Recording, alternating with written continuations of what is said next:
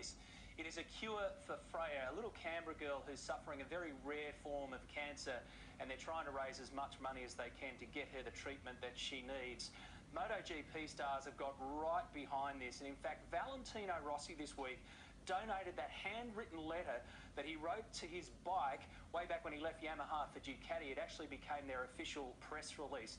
The best way for you to get involved is to help find a cure for Freya by visiting that website, www.acureforfreya.com. We're happy to get behind it here at RPM. Stick around, there's more to come, including this great competition from Shannon's.